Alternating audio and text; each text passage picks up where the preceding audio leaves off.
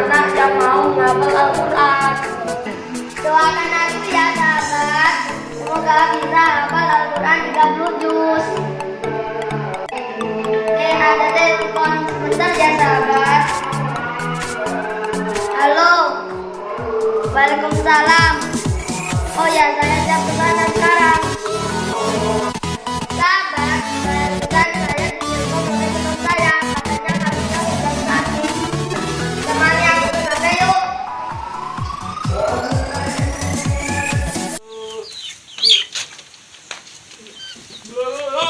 Ya Allah, kenapa sebulan ini kambing saya sudah mati 4? Kenapa ya Allah? Semoga yang satu ini tidak mati lagi.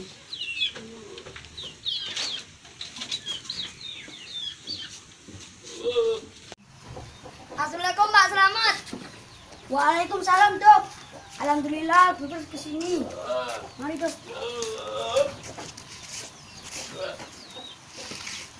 Kambingmu kenapa pak? Gini loh dok, dalam sebulan ini kambing saya mati 4 dok. Tiba-tiba mati dan di hidungnya keluar darahnya dok. Yang satu ini sakit dok, mengalami demam dan gelisah terus dok. Reset kambing saya dok. Oke, siap.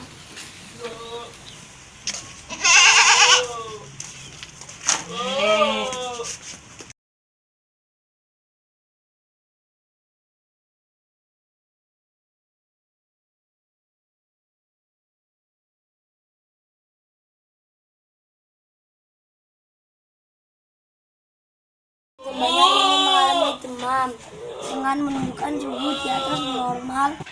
Oh ya dok, jadi saya harus gimana agar tubuh saya kembali sehat? Apa harus memberi pangan dan minuman yang cukup sehingga tubuh agar pulih dan sehat? Baik dok, biasanya itu disebabkan oleh apa? Demam, biasanya ada perubahan cuaca yang ekstrim dan penyakit infeksius pak. Dok, penyakit infeksius itu apa dok? Penyakit infeksius adalah penyakit yang menyerang hewan ternak yang disebabkan oleh mikroorganisme. Contohnya virus, bakteri, parasit, dan jamur, Pak. Ya, dok, penyakit yang sering menyerang hewan ternak dan bisa ditularkan manusia itu apa, dok? Tahukah Anda, akhir-akhir ini penyakit antraks diperbincangkan banyak orang. Setelah matinya beberapa sapi diduga terkena antraks. Pihak pemerintah pun terus melakukan pemantauan terkait penyakit ini. Kenapa penyakit antraks bisa timbul? Penyakit antraks sendiri bisa timbul karena adanya bakteri Bacillus anthracis yang dapat menular dari hewan ke manusia, tetapi sulit terjadi penularan manusia ke manusia.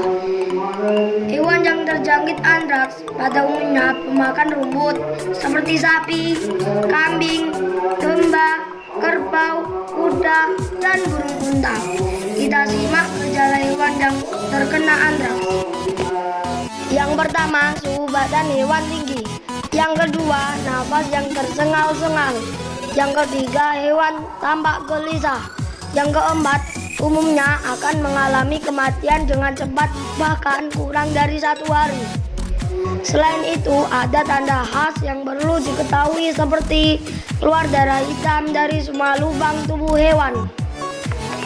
Penularan antraks umumnya terjadi pada hewan ketika hewan memakan rumput yang tercemar bakteri spora Bacillus anthracis. Maka di dalam tubuhnya spora ini berubah menjadi bakteri. Saat hewan ini mati, keluarlah darah hitam dari semua lubang dalam tubuhnya. Darah ini apabila kontak dengan udara akan membentuk spora dan dapat bertahan dalam tanah selama 60 tahun. Apabila spora ini mencemari rumput, kemudian dimakan oleh hewan yang lain, maka hewan ini akan mengalami kondisi yang sama. Penularan kepada manusia terjadi apabila memakan daging hewan yang terjangkit antraks.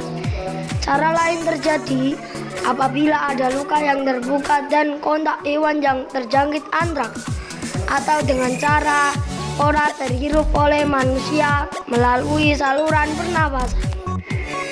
Apa yang harus kita lakukan ketika menemukan hewan yang tiba-tiba sakit? Yang pertama, segera lapor kepada petugas kesehatan hewan.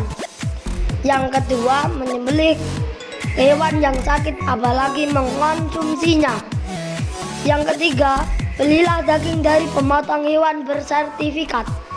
Yang keempat, olahlah daging dengan baik sebelum dikonsumsi. Penyakit antraks bisa disembuhkan jika terdeteksi sejak dini. Cuma itulah penjelasan dari saya. Semoga bermanfaat. Selalu waspada. Ingat, mencegah lebih baik daripada mengobati. Sampai jumpa. Dadah. Dokter hewan. Dengan diterimanya diri saya masuk profesi dokter hewan, maka saya berjanji bahwa 1. Akan mengabdikan diri saya, ilmu pengetahuan dan keterampilan yang saya miliki kepada perbaikan mutu, peringanan penderitaan serta perlindungan hewan demi kesejahteraan masyarakat. 2. Akan menggunakan ilmu pengetahuan dan keterampilan yang saya miliki berlandasan pada kemanusiaan dan kasih sayang kepada hewan. 3. Akan memberikan pertimbangan utama untuk kesembuhan, kesehatan dan kesejahteraan pasien saya, kepentingan tertinggi pasien dengan mempertaruhkan kehormatan profesi dan diri saya. 4. Saya tidak akan menggunakan pengetahuan yang berlawanan dengan hukum beri kemanusiaan atau menyimpang dari kode etik profesi saya. 5. Janji ini saya ucapkan di hadapan Tuhan Yang Maha Esa.